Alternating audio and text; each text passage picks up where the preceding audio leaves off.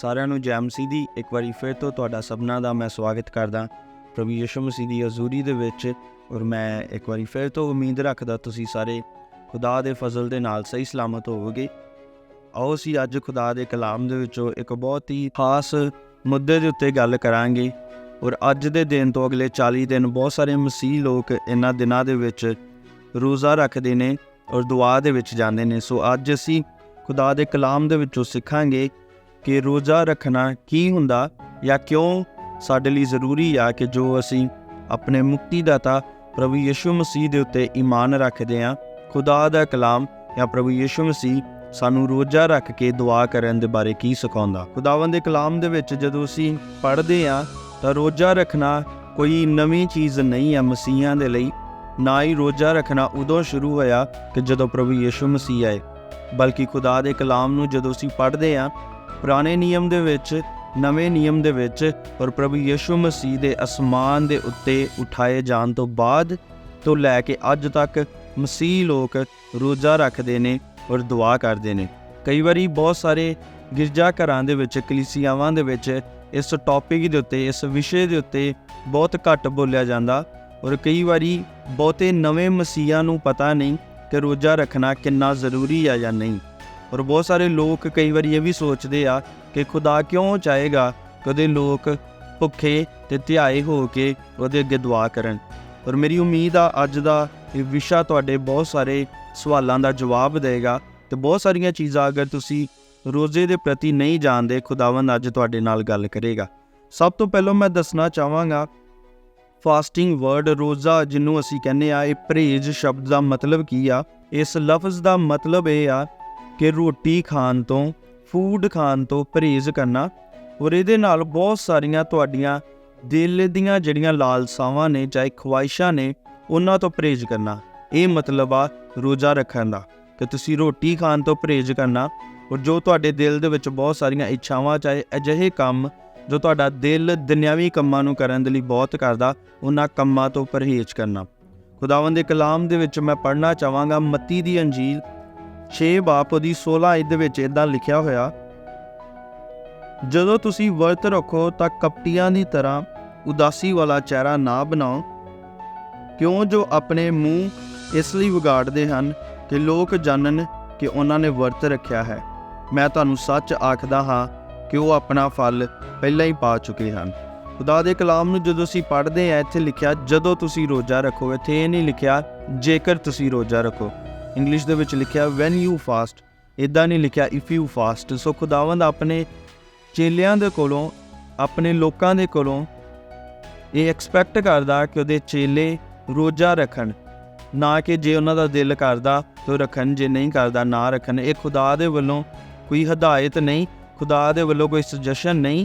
ਇਹ ਖੁਦਾ ਦੇ ਵੱਲੋਂ ਕਹੀ ਗਈ ਇੱਕ ਗੱਲ ਹੈ ਕਿ ਜਦੋਂ ਤੁਸੀਂ ਰੋਜ਼ਾ ਰੱਖੋ ਤਾਂ ਇਸ ਤਰ੍ਹਾਂ ਨਾ ਰੱਖੋ ਕਿ ਤੁਸੀਂ ਬਹੁਤ ਉਦਾਸ ਹੋ, ਬਹੁਤ ਮੁਰਝਾਏ ਹੋਏ ਹੋ, ਤਾਂ ਕੋਈ ਹੋਰ ਵਿਅਕਤੀ ਤੁਹਾਨੂੰ ਦੇਖੇ ਤੇ ਉਹ ਜਾਣੇ ਕਿ ਹਾਂ ਤੁਸੀਂ ਕੁਝ ਖਾਧਾ ਨਹੀਂ, ਤੁਸੀਂ ਕੁਝ ਪੀਤਾ ਨਹੀਂ, ਤੁਹਾਡੇ ਤੇ ਤਰਸ ਕਰੇ ਔਰ ਤੁਹਾਡੀ ਬੜੀ ਸਿਫਤ ਕਰੇ ਕਿ ਹਾਂ ਇਹ ਵਿਅਕਤੀ ਬੜਾ ਧਰਮੀ ਆ। ਜਦੋਂ ਕਿਸੇ ਹੋਰ ਨੇ ਤੁਹਾਡੇ ਰੋਜ਼ੇ ਦੀ ਸਿਫਤ ਕਰਤੀ, ਖੁਦਾ ਦੇ ਕਲਾਮ ਦੇ ਵਿੱਚ ਲਿਖਿਆ ਤੁਸੀਂ ਆਪਣਾ ਇਨਾਮ ਪਾ ਚੁੱਕੇ ਹੋ। ਫਿਰ ਤੁਸੀਂ ਖੁਦਾ ਤੋਂ ਕੋਈ ਉਮੀਦ ਨਾ ਰੱਖੋ, ਬਲਕਿ ਜਦੋਂ ਤੁਸੀਂ ਰੋਜ਼ਾ ਰੱਖੋ ਹਰ ਰੋਜ਼ ਦੀ ਤਰ੍ਹਾਂ ਐਕਟਿਵ ਰਹੋ। ਇੱਦਾਂ ਰਹੋ ਕਿ ਜਿੱਦਾਂ ਤੁਸੀਂ ਰੱਜੇ ਹੋਏ ਹੋ, ਇੱਦਾਂ ਰਹੋ ਕਿ ਜਿੱਦਾਂ ਤੁਹਾਨੂੰ ਕੋਈ ਪਿਆਸ ਨਹੀਂ ਲੱਗੀ, ਜਿਵੇਂ ਤੁਹਾਡੀ ਰੈਗੂਲਰ ਰੂਟੀਨ ਆ ਉਵੇਂ ਹੀ ਰਹੋ। ਪਰ ਰੋਜ਼ੇ ਦੇ ਵਿੱਚ ਤੁਸੀਂ ਫੂਡ ਨਹੀਂ ਖਾ ਰਹੇ, ਖਾਣਾ ਨਹੀਂ ਖਾ ਰਹੇ, ਉਸ ਸਮੇਂ ਨੂੰ ਖੁਦਾ ਦੇ ਨਾਲ ਦੁਆ ਕਰਨ ਦੇ ਵਿੱਚ ਬਤੀਤ ਕਰੋ।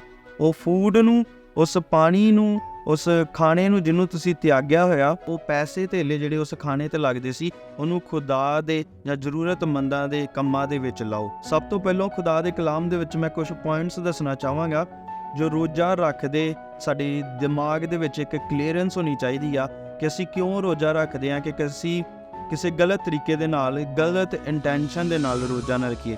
ਬਾਈਬਲ ਦੇ ਵਿੱਚ ਸਭ ਤੋਂ ਪਹਿਲਾਂ ਲਿਖਿਆ ਕਿ ਰੋਜ਼ਾ ਰੱਖਣਾ ਮਸੀਹ ਲੋਕਾਂ ਦੀ ਰੈਗੂਲਰ ਪ੍ਰੇਅਰ ਲਾਈਫ ਦਾ ਇੱਕ ਹਿੱਸਾ ਆ।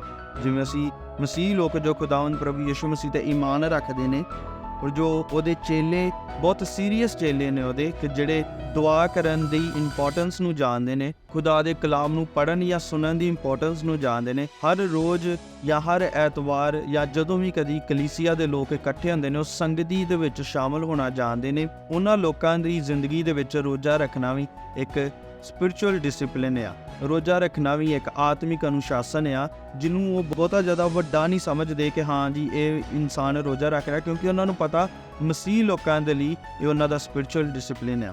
ਸਭ ਤੋਂ ਪਹਿਲੇ ਨੰਬਰ ਤੇ ਕਿ ਸਾਡੀ ਰੋਜ਼ਾਨਾ ਜ਼ਿੰਦਗੀ ਦੇ ਵਿੱਚ ਹੋਣਾ ਜ਼ਰੂਰੀ ਆ। ਦੂਸਰੇ ਨੰਬਰ ਤੇ ਅਗਰ ਅਸੀਂ ਰੋਜ਼ਾ ਰੱਖ ਰਹੇ ਹਾਂ ਤੇ ਉਸ ਰੋਜ਼ੇ ਦੇ ਦੌਰਾਨ ਅਸੀਂ ਦੁਆ ਨਹੀਂ ਕਰ ਰਹੇ, ਸਾਡੇ ਰੋਜ਼ੇ ਰੱਖਣ ਦਾ ਕੋਈ ਵੀ ਫਾਇਦਾ ਨਹੀਂ ਹੋਏਗਾ, ਕਿਉਂਕਿ ਰੋਜ਼ਾ ਸਾਡਾ ਉਦੋਂ ਹੀ ਖੁਦਾ ਦੀਆਂ ਨਜ਼ਰਾਂ ਦੇ ਵਿੱਚ ਕਬੂਲ ਹੁੰਦਾ ਜਦੋਂ ਅਸੀਂ ਰੋਜ਼ਾ ਰੱਖ ਕੇ ਦੁਆ ਕਰਦੇ ਹਾਂ। ਔਰ ਖੁਦਾਵੰਦ ਸਾਡੀ ਦੁਆ ਦੇ ਇੱਕ ਲੈਵਲ ਨੂੰ ਨੈਕਸਟ ਲੈਵਲ ਦੇ ਨਾਲ ਦੇਖਦਾ ਕਿ ਅਸੀਂ ਕੁਛ ਸੀਰੀਅਸ ਹੋ ਕੇ ਕੁਛ ਹੋਰ ਖੁਦਾ ਦੀ ਦੁਆ ਕਰਨ ਦੇ ਵਿੱਚ ਯਤਨ ਕਰਕੇ ਅਸੀਂ ਖੁਦਾ ਦੇ ਅੱਗੇ ਆਪਣੀ ਦੁਆ ਨੂੰ ਕਰਦੇ ਪਏ ਹਾਂ। ਪਰ ਇਹ ਖੁਦਾ ਦੇ ਨਾਲ ਪਰਸਨਲ ਚੀਜ਼ ਆ, ਇਹ ਖੁਦਾ ਦੇ ਨਾਲ ਕਿ ਲੋਕਾਂ ਨੂੰ ਦਿਖਾਉਣ ਦੇ ਲਈ ਨਹੀਂ, ਬਲਕਿ ਖੁਦਾ ਨੂੰ ਦਿਖਾਉਣ ਦੇ ਲਈ ਆ।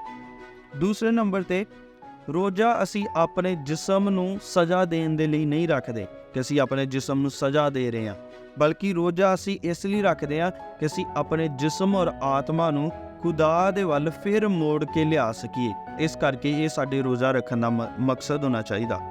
ਦੂਸਰੇ ਨੰਬਰ ਤੇ ਕਿ ਅਸੀਂ ਖੁਦਾ ਦੀ ਸੰਗਤੀ ਦੇ ਵਿੱਚ, ਖੁਦਾ ਦੀ ਹਜ਼ੂਰੀ ਦੇ ਵਿੱਚ ਹੋਰ ਜ਼ਿਆਦਾ ਗਹਿਰਾਈ ਦੇ ਨਾਲ ਉਹਦੀ ਹਜ਼ੂਰੀ ਨੂੰ ਅਨੁਭਵ ਕਰ ਸਕੀਏ, ਮਹਿਸੂਸ ਕਰ ਸਕੀਏ ਤੇ ਆਪਣੀ ਜ਼ਿੰਦਗੀ ਨੂੰ, ਆਪਣੇ ਰਿਸ਼ਤੇ ਨੂੰ ਖੁਦਾ ਦੇ ਨਾਲ ਹੋਰ ਮਜ਼ਬੂਤ ਕਰ ਸਕੀਏ। ਬਹੁਤ ਸਾਰੇ ਲੋਕਾਂ ਦੇ ਜ਼ਿੰਦਗੀ ਦੇ ਵਿੱਚ ਰੋਜ਼ਾ ਉਹਨਾਂ ਨੂੰ ਖੁਦਾ ਦੇ ਅੱਗੇ ਹਲੀਮ ਕਰਨ ਦਾ ਕੰਮ ਕਰਦਾ। ਔਰ ਜਿਹੜੀ ਰੋਜ਼ਾ ਰੱਖਣਾ ਹੈ ਖੁਦਾ ਦੇ ਨਾਲ ਕੋਈ ਹੰਗਰ ਸਟ੍ਰਾਈਕ ਨਹੀਂ ਆ ਕਿ ਅਸੀਂ ਭੁੱਖੇ ਰਹਾਂਗੇ ਤੇ ਖੁਦਾ ਦੇ ਅੱਗੇ ਖੁਦਾ ਸਾਨੂੰ ਦੇਖਦਾ ਹੋਏਗਾ ਕਿ ਹਾਂ ਮੇਰਾ ਇਹ ਭਗਤ, ਮੇਰਾ ਇਹ ਪੁੱਤਰ ਜਾਂ ਧੀ ਭੁੱਖਾ ਆ, ਤੇ ਜਿੰਨਾ ਚਿਰ ਮੈਂ ਇਹਦੀ ਇਹ ਖੁਆਇਸ਼, ਇਹਦੀ ਇਹ ਮੰਗ ਪੂਰੀ ਨਹੀਂ ਕਰਾਂਗਾ ਤੇ ਭੁੱਖਾ ਤੇ ਧਿਆਇਆ ਰਹੇਗਾ। ਬਹੁਤ ਸਾਰੇ ਮਹਿਕਮਿਆਂ ਦੇ ਵਿੱਚ ਬਹੁਤ ਸਾਰੇ ਲੋਕ ਭੁੱਖ ਹੜਤਾਲ ਤੇ ਜਾਂਦੇ ਨੇ ਜਦੋਂ ਸਰਕਾਰ ਉਹਨਾਂ ਦੀਆਂ ਮੰਗਾਂ ਪੂਰੀਆਂ ਨਹੀਂ ਕਰਦੀ। ਉਹ ਚੱਕਾ ਜਾਮ ਕਰਦੇ ਨੇ, ਹੰਗਰ ਸਟ੍ਰਾਈਕ ਤੇ ਬਹਿੰਦੇ ਨੇ ਕਿ ਸਾਡੀਆਂ ਮੰਗਾਂ ਪੂਰੀਆਂ ਕੀਤੀਆਂ ਜਾਣ। ਰੋਜ਼ਾ ਰੱਖਣਾ ਮਸੀਹ ਲੋਕਾਂ ਦੇ ਲਈ ਕੋਈ ਹੰਗਰ ਸਟ੍ਰਾਈਕ ਨਹੀਂ ਆ, ਭੁੱਖ ਹੜਤਾਲ ਨਹੀਂ ਆ ਕਿ ਅਸੀਂ ਖੁਦਾ ਦੇ ਵਿਰੁੱਧ ਖੜੇ ਹੁੰਨੇ ਆ ਤੇ ਖੁਦਾ ਨੂੰ ਕਹਿੰਦੇ ਆ ਕਿ ਜੇਕਰ ਖੁਦਾਵਾ ਤੂੰ ਮੇਰੀ ਆਹ ਮੰਗ ਨੂੰ ਪੂਰਾ ਨਾ ਕੀਤਾ ਤਾਂ ਮੈਂ ਕੁਛ ਖਾਵਾਂਗਾ ਜਾਂ ਪੀਵਾਂਗਾ। ਨਹੀਂ, ਰੋਜ਼ਾ ਸਾਡੀ ਆਤਮਿਕ ਜ਼ਿੰਦਗੀ ਦੇ ਵਿੱਚ ਸੁਧਾਰ ਲਿਆਉਣ ਦੇ ਲਈ ਆ ਔਰ ਸਾਡੇ ਸਪਿਰਚੁਅਲ ਲੈਵਲ ਨੂੰ ਹੋਰ ਵਧਾਉਣ ਦੇ ਲਈ ਆ। ਇਹ ਮਕਸਦ ਹੋਣਾ ਚਾਹੀਦਾ ਸਾਡਾ ਰੋਜ਼ਾ ਰੱਖਣ ਦਾ। ਅੱਗੇ ਖੁਦਾ ਦੇ ਕਲਾਮ ਦੇ ਵਿੱਚ ਮੈਂ 3 ਪੁਆਇੰਟ ਦੱਸਾਂਗਾ ਕਿਉਂ ਬਾਈਬਲ ਦੇ ਵਿੱਚ ਕੀ ਲਿਖਿਆ ਕਿ ਸਾਨੂੰ ਰੋਜ਼ਾ ਕਿਉਂ ਰੱਖਣਾ ਚਾਹੀਦਾ। ਪਹਿਲਾ ਪੁਆਇੰਟ ਮੇਰਾ ਹੈਗਾ ਕਿ ਸਾਨੂੰ ਡਿਲੀਵਰੈਂਸ ਦੀ ਜ਼ਰੂਰਤ ਹੁੰਦੀ ਆ। ਜਦੋਂ ਅਸੀਂ ਰੋਜ਼ਾ ਰੱਖ ਕੇ ਦੁਆ ਕਰਦੇ ਆ ਤੇ ਲੋਕ ਇਸ ਲਈ ਰੋਜ਼ਾ ਰੱਖ ਕੇ ਦੁਆ ਕਰਦੇ ਸੀ ਕਿ ਖੁਦਾ ਉਹਨਾਂ ਨੂੰ ਡਿਲੀਵਰੈਂਸ ਦੇ, ਛੁਟਕਾਰਾ ਦੇ, ਉਹਨਾਂ ਦੇ ਗੁਨਾਹਾਂ ਤੋਂ ਔਰ ਉਹਨਾਂ ਦੇ ਦੁਸ਼ਮਣਾਂ ਤੋਂ। ਸਭ ਤੋਂ ਪਹਿਲਾਂ ਮੈਂ ਗੁਨਾਹਾਂ ਦੀ ਗੱਲ ਕਰਾਂਗਾ ਕਿ ਤੁਸੀਂ ਮੇਰੇ ਨਾਲ ਪੜ੍ਹੋਗੇ, ਤੁਹਾਡੇ ਕੋਲ ਖੁਦਾ ਦਾ ਕਲਾਮ ਹੈਗਾ ਜੋਇਲ ਨਬੀ ਦੀ ਕਿਤਾਬ 2 ਬਾਪ ਦੀ 12 ਆਇਤ ਵਿੱਚ ਲਿਖਿਆ, ਪਰ ਹੁਣ ਵੀ ਯਹੋਵਾ ਦਾ ਵਾਕ ਹੈ, ਵਰਤ ਰੱਖ ਕੇ ਰੋਂਦੇ ਹੋਏ ਅਤੇ ਛਾਤੀ ਪਿੱਟਦੇ ਹੋਏ ਆਪਣੇ ਸਾਰੇ ਦਿਲ ਨਾਲ ਮੇਰੇ ਵੱਲ ਮੁੜੋ। ਇੱਥੇ ਖੁਦਾ ਦੇ ਕਲਾਮ ਦੇ ਵਿੱਚ ਅਸੀਂ ਪੜ੍ਹਿਆ, ਜੋਇਲ ਨਬੀ ਦੀ ਪੁਸਤਕ ਦੇ ਵਿੱਚ ਲਿਖਿਆ ਕਿ ਵਰਤ ਰੱਖਦੇ ਹੋਏ, ਰੋਂਦੇ ਹੋਏ, ਪਿੱਟਦੇ ਹੋਏ ਖੁਦਾਵੰਦ ਆਏ ਵਾਕ ਆ ਕਿ ਮੇਰੇ ਵੱਲ ਮੁੜੋ। ਸਭ ਤੋਂ ਪਹਿਲਾਂ ਜਦੋਂ ਅਸੀਂ ਰੋਜ਼ਾ ਰੱਖ ਕੇ ਦੁਆ ਕਰਦੇ, ਅਸੀਂ ਖੁਦਾ ਨੂੰ ਦੱਸਦੇ ਹਾਂ ਕਿ ਅਸੀਂ ਆਪਣੇ ਦਿਲ ਤੋਂ ਪਛਤਾਵਾ ਕਰਦੇ ਆਪਣੀਆਂ ਕੀਤੀਆਂ ਹੋਈਆਂ ਗਲਤੀਆਂ ਦੇ ਲਈ, ਆਪਣੇ ਕੀਤੇ ਹੋਏ ਗੁਨਾਹਾਂ ਦੇ ਲਈ। ਔਰ ਰੋਜ਼ਾ ਸਾਡੀ ਮਦਦ ਕਰਦੀ ਆ ਕਿ ਅਸੀਂ ਖੁਦਾ ਦੇ ਅੱਗੇ ਪਛਤਾਵਾ ਕਰ ਸਕੀਏ, ਦੁਆ ਕਰ ਸਕੀਏ ਔਰ ਖੁਦਾ ਦੇ ਵੱਲ ਮੁੜ ਸਕੀਏ ਆਪਣੇ ਗੁਨਾਹਾਂ ਤੋਂ। ਅੱਗੇ ਜਦੋਂ ਅਸੀਂ ਖੁਦਾ ਦੇ ਕਲਾਮ ਦੇ ਵਿੱਚ ਪੜ੍ਹਦੇ ਹਾਂ, ਨਹਿਮੀਆ ਨਬੀ ਦੀ ਪੁਸਤਕ 1 ਬਾਪ ਉਹਦੀ 4 ਆਇਤ ਦੇ ਵਿੱਚ ਲਿਖਿਆ, ਇਹ ਗੱਲਾਂ ਸੁਣਦੇ ਹੀ ਮੈਂ ਬੈਠ ਕੇ ਰੋਣ ਲੱਗ ਪਿਆ ਅਤੇ ਮੈਂ ਕਈ ਦਿਨਾਂ ਤੱਕ ਵਿਰਲਾਪ ਕਰਦਾ ਰਿਹਾ ਅਤੇ ਸਵਰਗ ਦੇ ਪਰਮੇਸ਼ਰ ਦੇ ਸਨਮੁਖ ਵਰਤ ਰੱਖਿਆ ਅਤੇ ਇਹ ਆਖ ਕੇ ਪ੍ਰਾਰਥਨਾ ਕੀਤੀ। ਨਹਿਮੀਆ ਜੋ ਖੁਦਾ ਦਾ ਇੱਕ ਬੰਦਾ ਸੀਗਾ, ਉਹਨੇ ਯਰੂਸ਼ਲਮ ਦੀਆਂ ਦੀਵਾਰਾਂ ਨੂੰ ਉਸਾਰਨ ਦੇ ਲਈ ਉਸ ਤੋਂ ਪਹਿਲਾਂ ਖੁਦਾਵੰਦ ਅੱਗੇ ਰੋਜ਼ਾ ਰੱਖ ਕੇ, ਵਰਤ ਰੱਖ ਕੇ ਦੁਆ ਕੀਤੀ ਕਿ ਖੁਦਾ ਮੇਰੇ ਗੁਨਾਹਾਂ ਨੂੰ ਮਾफ़ ਕਰ ਦੇ, ਖੁਦਾ ਮੇਰੇ ਪਰਿਵਾਰ ਦੇ ਗੁਨਾਹਾਂ ਨੂੰ ਮਾफ़ ਕਰ ਦੇ, ਮੇਰੀ ਕੌਮ ਦੇ ਗੁਨਾਹਾਂ ਨੂੰ ਮਾफ़ ਕਰ ਦੇ ਤੇ ਮੈਨੂੰ ਖੁਦਾ ਦੇ ਕੋਲੋਂ ਪਰਮਿਸ਼ਨ ਮਿਲ ਸਕੇ ਕਿ ਮੈਂ ਯਰੂਸ਼ਲਮ ਦੀਆਂ ਦੀਵਾਰਾਂ ਨੂੰ ਫਿਰ ਉਸਾਰ ਸਕਾਂ। ਉਹਨੇ ਵੀ ਪਛਤਾਵੇ ਦੇ ਲਈ ਦੁਆ ਕੀਤੀ। ਦੂਸਰੇ ਨੰਬਰ ਤੇ ਜਿਹੜਾ ਪੁਆਇੰਟ ਹੈਗਾ, ਐਨੀਮੀਜ਼, ਦੁਸ਼ਮਣਾਂ ਤੋਂ ਖੁਦਾ ਸਾਨੂੰ ਛੁਟਕਾਰਾ ਦਿੰਦਾ। ਖੁਦਾ ਦੇ ਕਲਾਮ ਦੇ ਵਿੱਚ ਲਿਖਿਆ ਨਵੇਂ ਨਿਯਮ ਦੇ ਵਿੱਚ ਕਿ ਮਸੀਹ ਲੋਕਾਂ ਦੀ ਲੜਾਈ ਕਿਸੇ ਵਿਅਕਤੀ ਦੇ ਨਾਲ ਨਹੀਂ, ਖੂਨ ਜਾਂ ਮਾਸ ਦੇ ਨਾਲ ਸਾਡੀ ਕੋਈ ਲੜਾਈ ਨਹੀਂ। ਸਾਡੀ ਲੜਾਈ ਆ ਆਤਮਾ ਸਰੀਰ ਦੇ ਵਿਰੁੱਧ ਲੜਦਾ ਉਹਨਾਂ ਚੀਜ਼ਾਂ ਦੇ ਲਈ ਜੋ ਸਰੀਰ ਦੀਆਂ ਲਾਲਸਾਵਾਂ ਗਲਤ ਸਾਡੇ ਵਿੱਚ ਉਤਪੰਨ ਹੁੰਦੀਆਂ ਨੇ। ਔਰ ਦੂਸਰੇ ਨੰਬਰ ਤੇ ਸ਼ੈਤਾਨੀ ਸ਼ਕਤੀਆਂ ਦੇ ਨਾਲ, ਦੁਸ਼ਟ ਆਤਮਾਵਾਂ ਦੇ ਨਾਲ, ਈਵਲ ਪਾਵਰਸ ਦੇ ਨਾਲ ਸਾਡੀ ਲੜਾਈ ਆ, ਔਰ ਉਹੀ ਸਾਡੇ ਦੁਸ਼ਮਣ ਨੇ।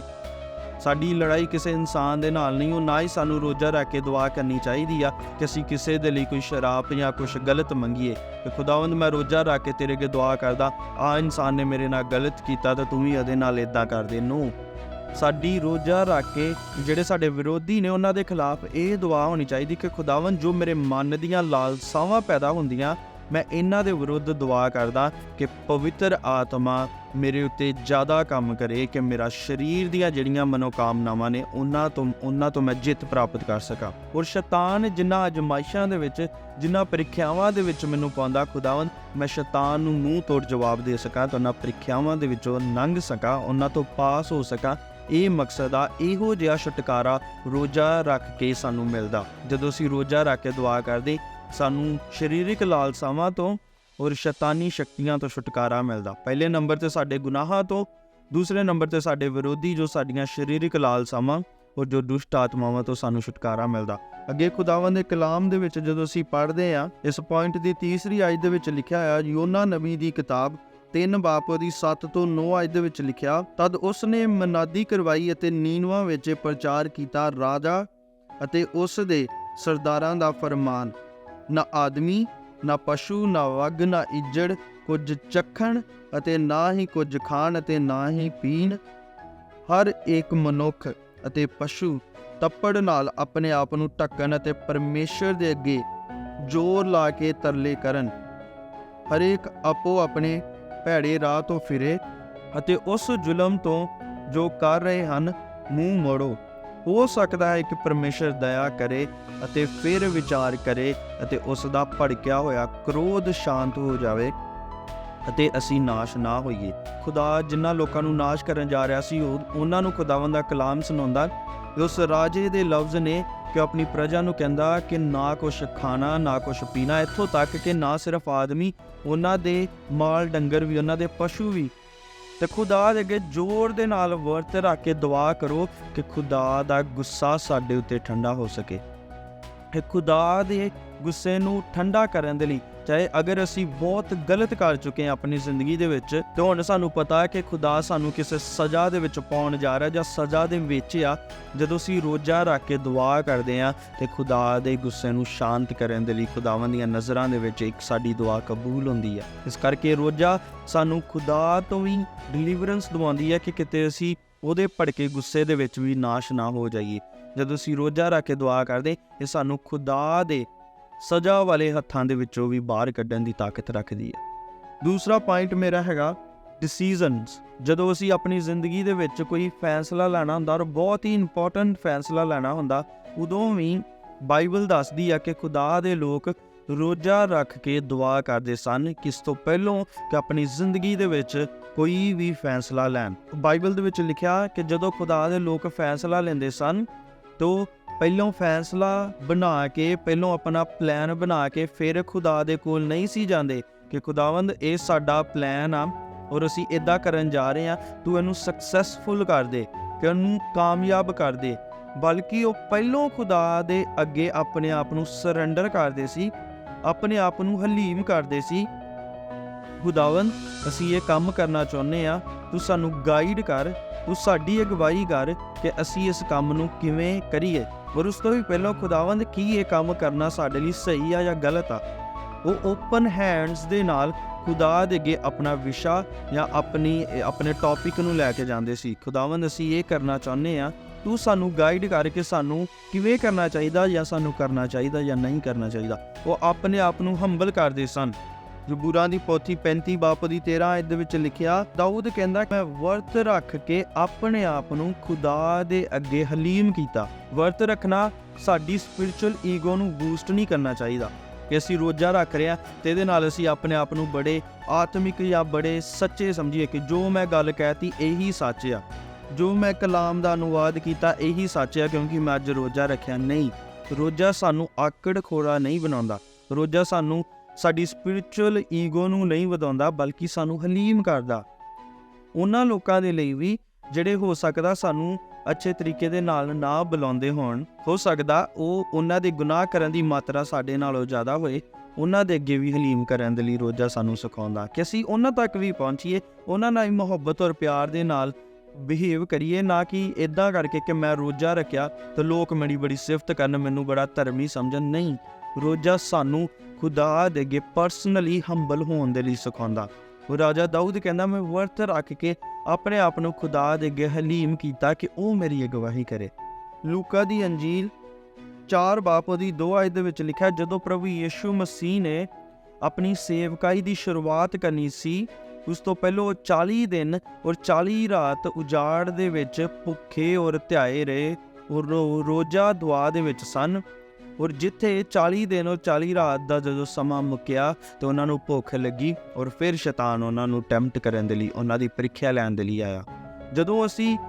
ਜਦੋਂ ਪ੍ਰਭੂ ਯਿਸੂ ਮਸੀਹ ਨੇ ਆਪਣੀ ਸੇਵਕਾਈ ਦੀ ਸ਼ੁਰੂਆਤ ਕਰਨੀ ਸੀ, ਇਸ ਤੋਂ ਪਹਿਲਾਂ ਉਹਨਾਂ ਨੇ ਆਪਣੇ ਆਪ ਨੂੰ ਖੁਦਾ ਦੀ ਹਜ਼ੂਰੀ ਦੇ ਵਿੱਚ ਇੰਨੇ ਜ਼ੋਰ ਦੇ ਨਾਲ ਰੱਖਿਆ, ਇੰਨੀ ਜੁੰਬਸ਼ ਦੇ ਨਾਲ ਰੱਖਿਆ। ਫਿਰ ਉਹਨਾਂ ਨੇ ਜਾ ਕੇ ਆਪਣੀ ਜ਼ਿੰਦਗੀ ਦੇ ਵਿੱਚ ਇੱਕ ਨਵੇਂ ਚੈਪਟਰ ਨੂੰ ਸਟਾਰਟ ਕੀਤਾ ਔਰ ਆਪਣੀ ਸੇਵਕਾਈ ਨੂੰ ਸ਼ੁਰੂ ਕੀਤਾ।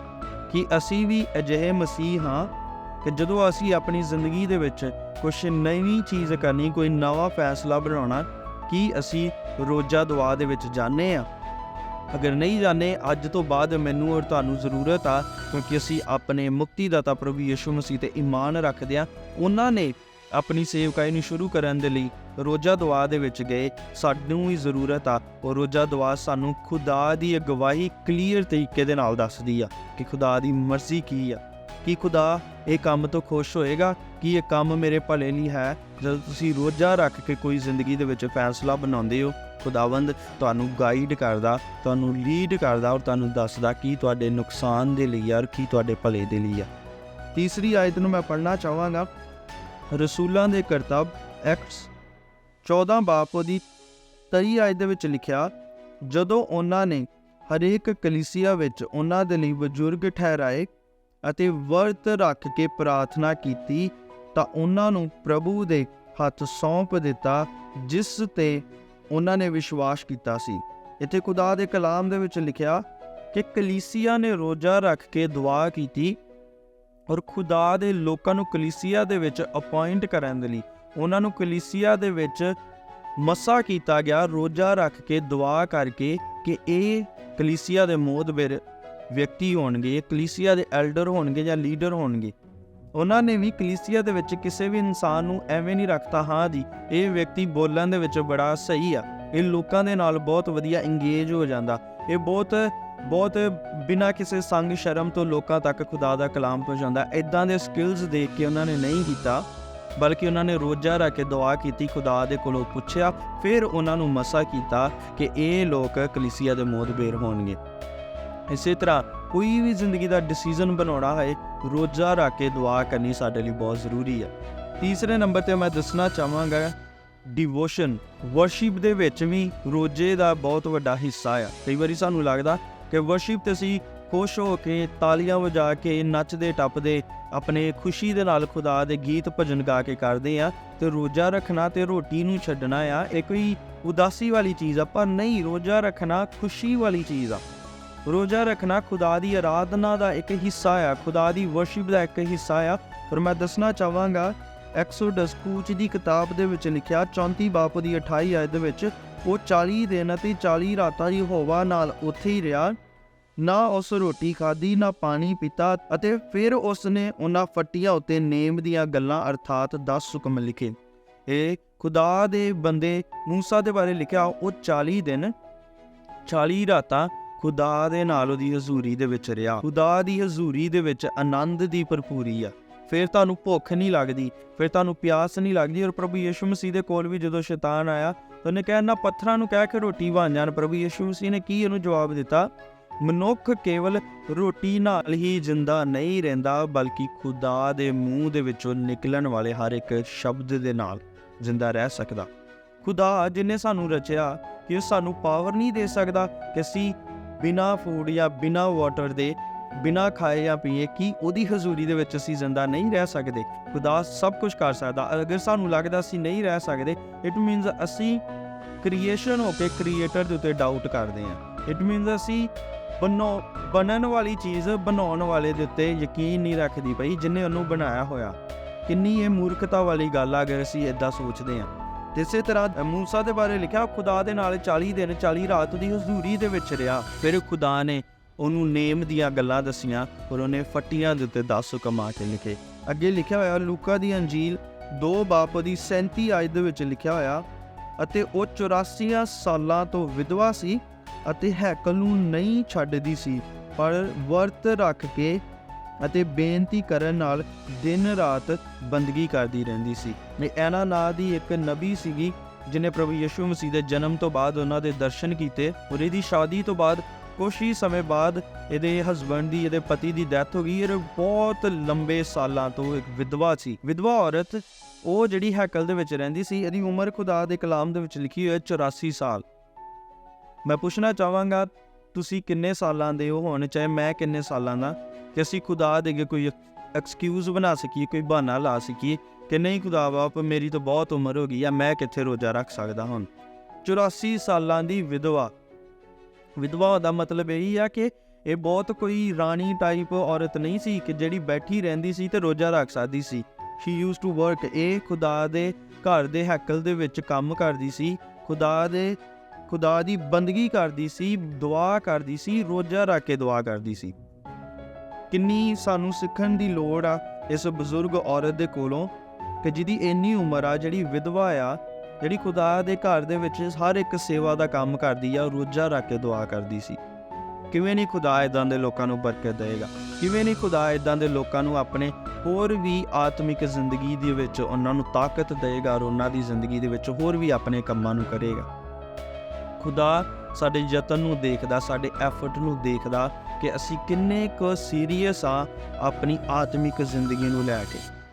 ਬਹੁਤ ਸਾਰੇ ਲੋਕ ਜਨਮ ਤੋਂ ਭਾਵੇਂ ਉਹ ਮਸੀਹੀ ਨੇ, ਚਾਹੇ ਕਿਸੇ ਦੇ ਕਲਾਮ ਨੂੰ ਸੁਣ ਕੇ, ਚਾਹੇ ਖੁਦਾ ਦੇ ਫਜ਼ਲ ਦੇ ਨਾਲ ਜਦੋਂ ਵੀ ਮਸੀਹ ਬਣੇ, ਅਗਰ ਤੁਸੀਂ ਆਪਣੇ ਐਫਰਟ ਨੂੰ ਕਰਨਾ, ਆਪਣੇ ਲੈਵਲ ਨੂੰ ਆਪਣੀ ਕਰ ਰਹੇ ਆਪਣੀ ਜ਼ਿੰਦਗੀ ਦੇ ਵਿੱਚ, ਖੁਦਾ ਸਾਡੇ ਤੋਂ ਖੁਸ਼ ਨਹੀਂ ਹੁੰਦਾ।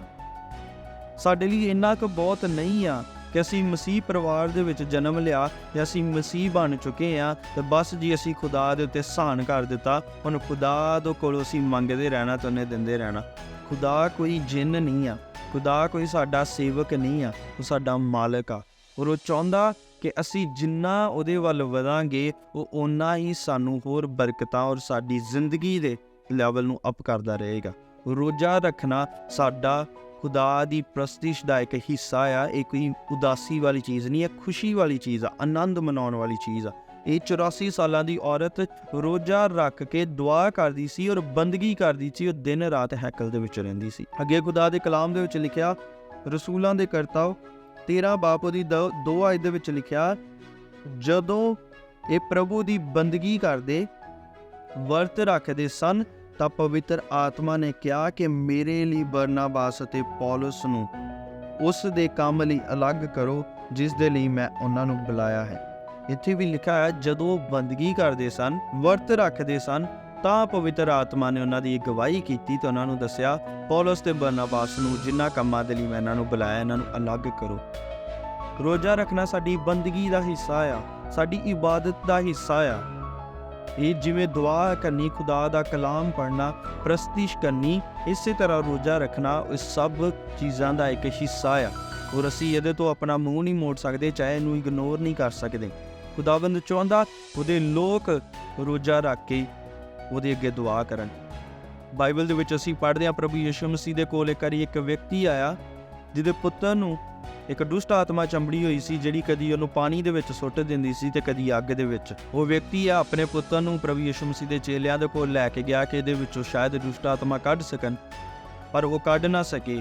ਜਦੋਂ ਵਾਪਸ ਪ੍ਰਭੂ ਯਿਸੂ ਮਸੀਹ ਦੇ ਕੋਲ ਆਇਆ, ਉਹਨੇ ਕਿਹਾ ਕਿ ਗੁਰੂ ਜੀ, ਮੈਂ ਆਪਣੇ ਪੁੱਤਰ ਨੂੰ ਜਿਹਦੇ ਵਿੱਚ ਦੁਸ਼ਟ ਆਤਮਾ ਆ ਤੁਹਾਡੇ ਚੇਲਿਆਂ ਦੇ ਕੋਲ ਲੈ ਕੇ ਗਿਆ, ਪਰ ਇਹ ਉਹਨੂੰ ਕੱਢ ਨਾ ਸਕੇ, ਇਸ ਲਈ ਮੈਂ ਤੁਹਾਡੇ ਕੋਲ ਆਇਆ। ਪ੍ਰਭੂ ਯਿਸੂ ਮਸੀਹ ਨੇ ਉਸ ਦੁਸ਼ਟ ਆਤਮਾ ਨੂੰ ਡਾਂਟਿਆ, ਉਹਦੇ ਵਿੱਚੋਂ ਕੱਢਿਆ। ਪਰ ਪ੍ਰਭੂ ਯਿਸੂ ਮਸੀਹ ਨੇ ਜਦੋਂ ਦੇਖਿਆ ਕਿ ਦੁਸ਼ਟ ਆਤਮਾ ਚਲੀ ਗਈ, ਉਹ ਪ੍ਰਭੂ ਯਿਸੂ ਮਸੀਹ ਦੇ ਚੇਲੇ ਆ ਕੇ ਪ੍ਰਭੂ ਯਿਸੂ ਮਸੀਹ ਨੂੰ ਪੁੱਛਣ ਲੱਗੇ ਕਿ ਅਸੀਂ ਕਿਉਂ ਨਹੀਂ ਕੱਢ ਪਾਏ। ਪ੍ਰਭੂ ਯਿਸੂ ਮਸੀਹ ਨੇ ਕਿਹਾ ਕਿ ਤੁਹਾਡਾ ਈਮਾਨ ਥੋੜ੍ਹਾ ਸੀ, ਤੁਹਾਡੇ ਈਮਾਨ ਦੇ ਵਿੱਚ ਘਾਟਾ ਸੀਗਾ। ਔਰ ਇੱਕ ਹੋਰ ਇੱਦਾਂ ਦਾ ਇੰਸੀਡੈਂਟ ਆ, ਪ੍ਰਭੂ ਯਿਸੂ ਮਸੀਹ ਨੇ ਉਹਨਾਂ ਨੂੰ ਕਿਹਾ ਕਿ ਕੁਛ ਅਜਿਹੇ ਬੰਧਨ ਨੇ, ਕੁਛ ਅਜਿਹੀਆਂ ਦੁਸ਼ਟ ਆਤਮਾਵਾਂ ਨੇ ਜਿਹੜਾ ਰੋਜ਼ਾ ਰੱਖਣ ਤੋਂ ਬਗੈਰ ਤੁਸੀਂ ਨਹੀਂ ਕੱਢ ਸਕਦੇ। ਔਰ ਖੁਦਾਵੰਦ ਦੇ ਕਲਾਮ ਦੇ ਵਿੱਚ ਲਿਖਿਆ ਕਿ ਰੋਜ਼ਾ ਰੱਖ ਕੇ ਦੁਆ ਕਰਨਾ ਸਾਡਾ ਡਿਵੋਸ਼ਨ ਦਾ ਪਾਰਟ ਆ। 3 ਪੁਆਇੰਟਸ ਹਮੇਸ਼ਾ ਤੁਸੀਂ ਯਾਦ ਰੱਖਣਾ ਜਦੋਂ ਵੀ ਰੋਜ਼ਾ ਰੱਖਣਾ। ਇਹ ਸਾਨੂੰ ਡਿਲੀਵਰ ਕਰਦਾ, ਇਹ ਸਾਨੂੰ ਡਿਸੀਜ਼ਨ ਬਣਾਉਣ ਦੇ ਵਿੱਚ ਮਦਦ ਕਰਦਾ, ਔਰ ਇਹ ਸਾਡੀ ਡਿਵੋਸ਼ਨ ਦਾ ਪਾਰਟ ਆ। ਔਰ ਮੈਂ ਤੁਹਾਡੇ ਸਭਨਾਂ ਦੇ ਅੱਗੇ ਰਿਕੁਐਸਟ ਕਰਦਾ ਕਿ ਤੁਸੀਂ ਆਪਣੀ ਰੋਜ਼ਾਨਾ ਜ਼ਿੰਦਗੀ ਦੇ ਵਿੱਚ ਰੋਜ਼ਾ ਰੱਖਣ ਨੂੰ ਇੱਕ ਆਪਣੀ ਸਪਿਰਿਚੁਅਲ ਡਿਸਿਪਲਿਨ ਦਾ ਪਾਰਟ ਸਮਝੋ, ਔਰ ਇਹ ਖੁਦਾ ਦੇ ਕਲਾਮ ਦੇ ਮੁਤਾਬਕ ਕਰੋ। ਅਗਰ ਤੁਸੀਂ ਖੁਦਾ ਦੇ ਲਈ ਕੁਛ ਕਰੋਗੇ, ਉਹ ਤੁਹਾਡੇ ਲਈ ਬਹੁਤ ਕੁਛ ਕਰ ਦੇਗਾ। ਮੈਂ ਉਮੀਦ ਰੱਖਦਾ ਕਿ ਇਸ ਕਲਾਮ ਨੂੰ ਸੁਣਨ ਤੋਂ ਬਾਅਦ ਬਹੁਤ ਸਾਰੇ ਲੋਕ ਆਪਣੀ ਜ਼ਿੰਦਗੀ ਦੇ ਵਿੱਚ ਰੋਜ਼ਾ ਰੱਖਣ ਨੂੰ, ਵਰਤ ਰੱਖਣ ਨੂੰ, ਫਾਸਟਿੰਗ ਕਰਨ ਨੂੰ ਸੀਰੀਅਸ ਲੈ ਕੇ ਆਪਣੀ ਆਤਮਿਕ ਜ਼ਿੰਦਗੀ ਦੇ ਵਿੱਚ ਉન્નਤੀ ਪ੍ਰਾਪਤ ਕਰਨਗੇ, ਪਰ ਖੁਦਾਵੰਦ ਉਹਨਾਂ ਦੀ ਜ਼ਿੰਦਗੀ ਦੇ ਵਿੱਚ ਬਹੁਤ ਵੱਡੇ ਕੰਮ ਕਰੇਗਾ। ਸਾਰਿਆਂ ਨੂੰ ਜੈ ਮਸੀਹ ਦੀ।